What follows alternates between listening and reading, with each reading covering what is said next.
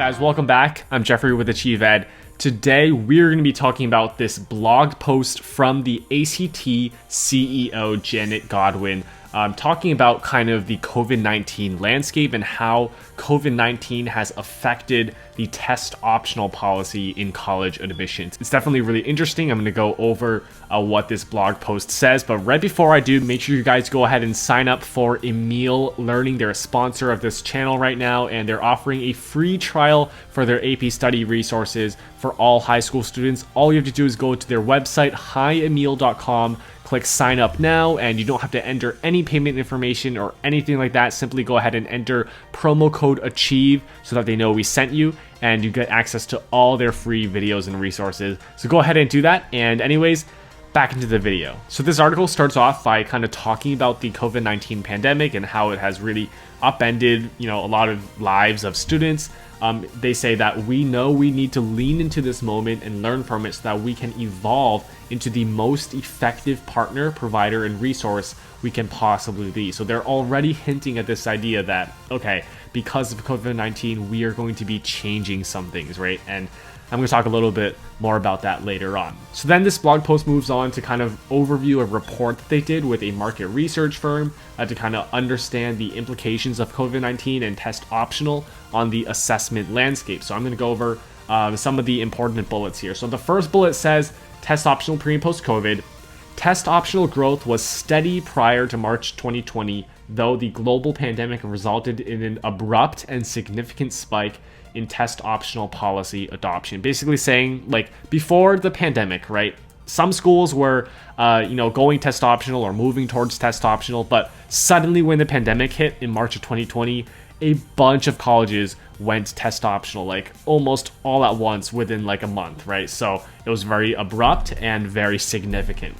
The next bullet kind of goes off that, saying that it was abrupt rather than deliberate. The temporary COVID-driven policy changes were most often made abruptly and in response to the immediate pressures presented by the pandemic.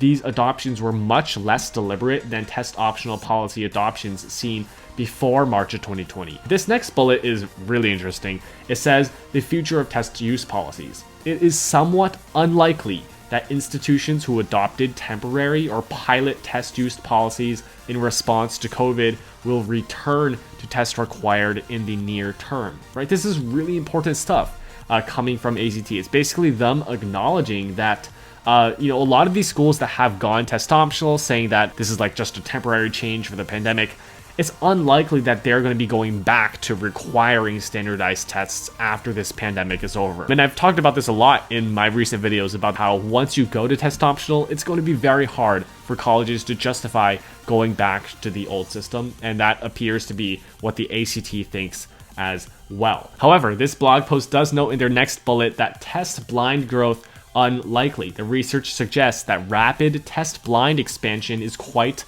unlikely. Schools regard test score data as too useful to abandon altogether, and they report that they feel students should be allowed to submit test scores if they wish to do so. So kind of going off the last bullet, right?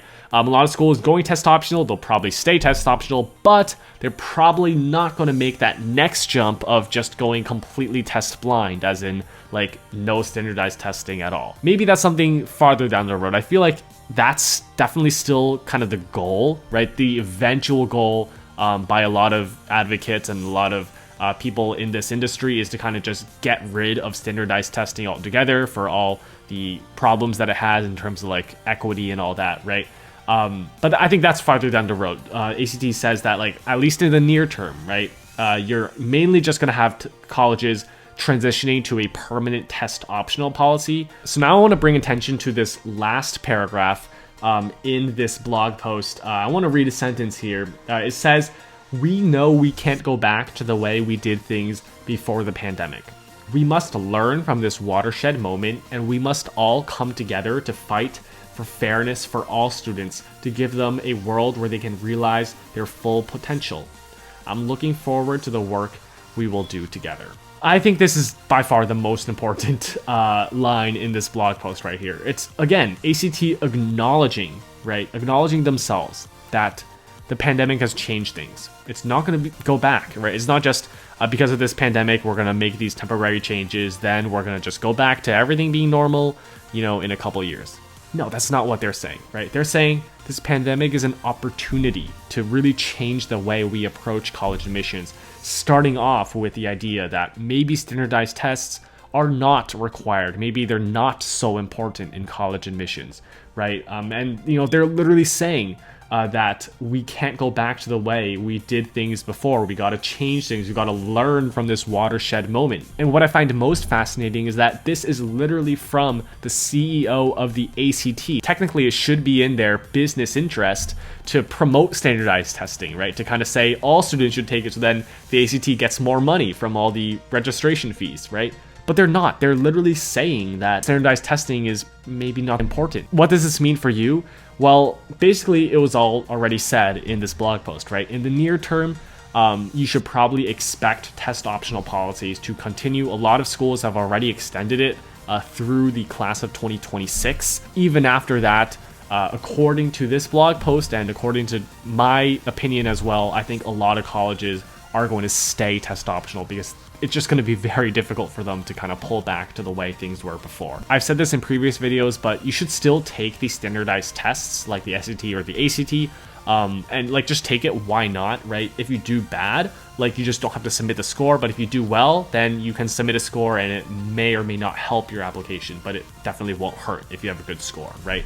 So there's really no risk at all to just taking the exam as long as it's not a financial burden or something like that. Other than that, yeah, that's pretty much all you need to know as a student right now, but just a lot of interesting stuff for down the road, right? About test optional, test blind eventually, stuff like that. That's going to be it for this video. Hopefully you guys enjoyed it. Go ahead and give it a like if you did, and also make sure you guys go ahead and subscribe to our YouTube channel if you haven't already, so that you don't miss a single college advice video.